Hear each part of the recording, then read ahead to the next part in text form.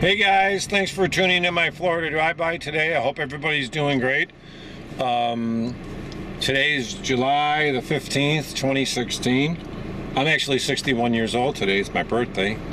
So happy birthday to me. I already did a vlog earlier today. Went to my Dunkin' Donuts and had my one munchkin and my diluted decaf coffee. I put half hot water, half coffee in it. Anyway, guys, yeah, it's about 3:41. I'm in southern Florida. It's 94 degrees. I'm on SR82. And I hope everybody's doing great.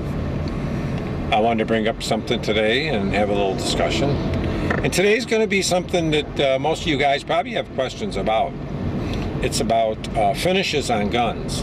Okay, finishes on, we're going to just do finishes on handguns. So everybody knows there's multiple finishes on different guns, and depending on what kind of gun you have. If you have a polymer gun, you know, it's going to be polymer, so, you know, it's pretty much black polymer plastic. Unless you get one that's been coated with some kind of PVD or, you know, some kind of Duracoat or something. Something that's not, where they don't put any heat on it. Because you really can't put it on polymer, you'll destroy it. But metal parts, there's a wide range of coatings that manufacturers put on guns.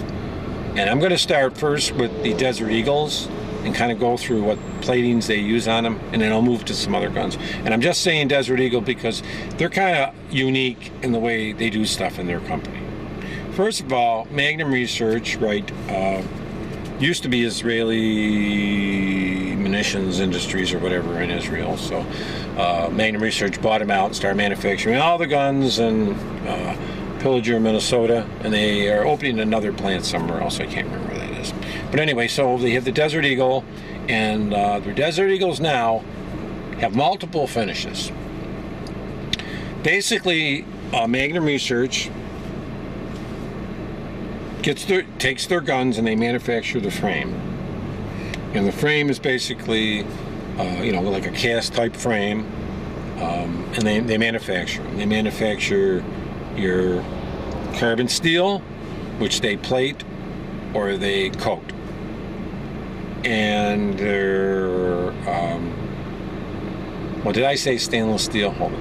They make their carbon steel, which they either plate or coat.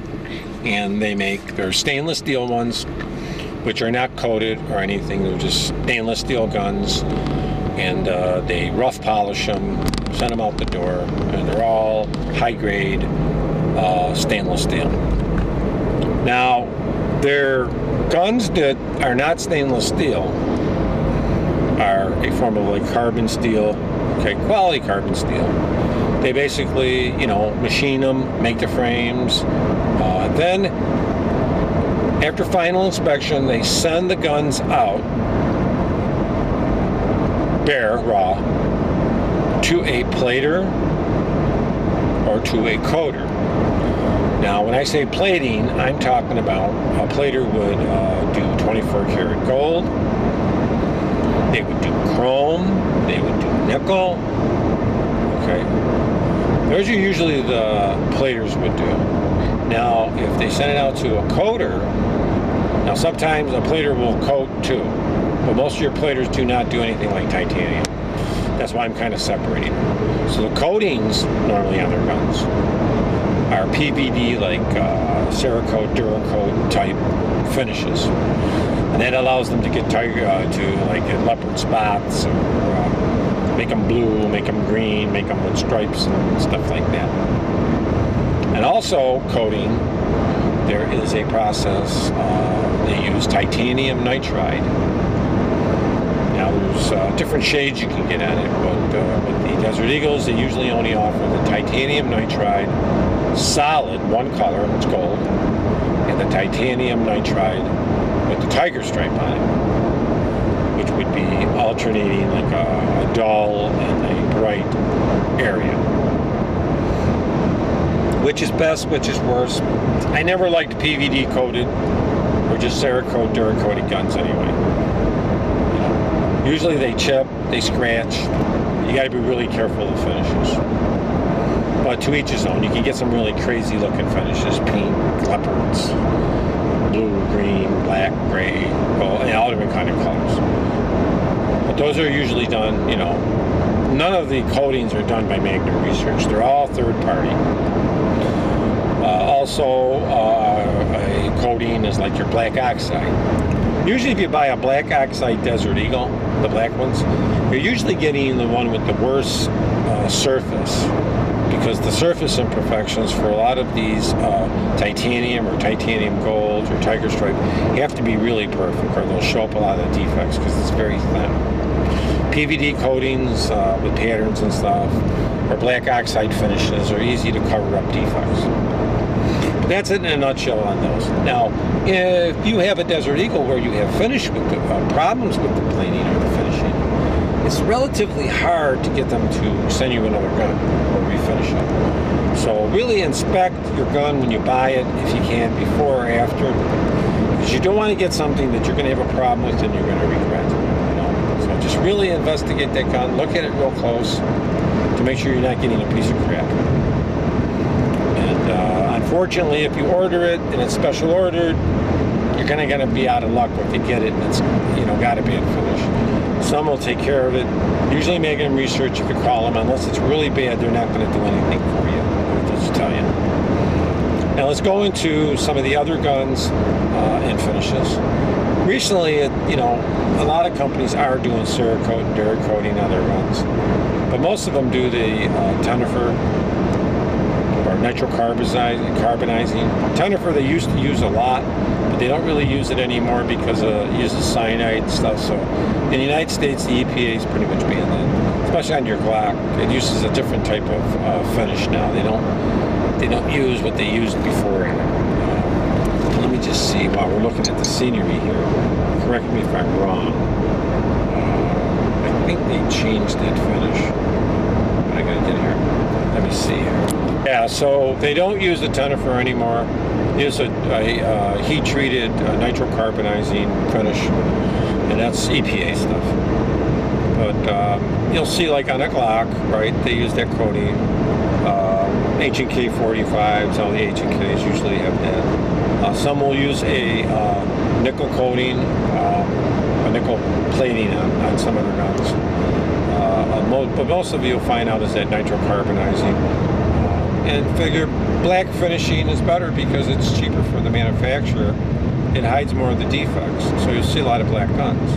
Now, if you get a stainless steel or chrome or nickel like polished up gun, it's got to be in pretty good shape, you know, because otherwise it'll show all those defects on it. You know, a lot of your higher grade 1911s, you're going to see that those are going to be, you know, chrome or, well, actually nickel. Sorry. Going to be nickel. There is some higher and expensive ones. They use their proprietary black finishes, oxide finishes. I never really liked the oxide finish. The only reason because after using the gun, if you're going to use it in a holster, shoot it, what happens is that, you know, the finish wears off no matter what it is, and you're going to see that silver underneath. And there's nothing worse than you got a nice expensive gun, you have silver underneath the gun. That was just stinks. And you can see here now might get a little rain up here, and I'm on SR82 here. But speed limit's about it says 60. I'm doing about 58. This SR82 going through Florida here. A lot of accidents, and actually a little further down here, they have the crosses by the side of the road. They say slow down in the zone because at night this is a nightmare. I mean, these cars up around here 70, 80, 90 miles an hour. But Immokalee would be down this way too. And it looks like you got a lot of rain down in that area. The sky's getting kind of gray. But I wanted to bring that up, you know, some of the finishes on the guns. What are the best? Well, I would have to say stainless steel. I really like stainless steel. And bright, polished chrome, believe it or not, is supposed to be the most durable finish you can get on a gun. It's harder than titanium and harder than nickel. So that's supposed to be the best one. And this was told to me by a guy that plates guns for a living.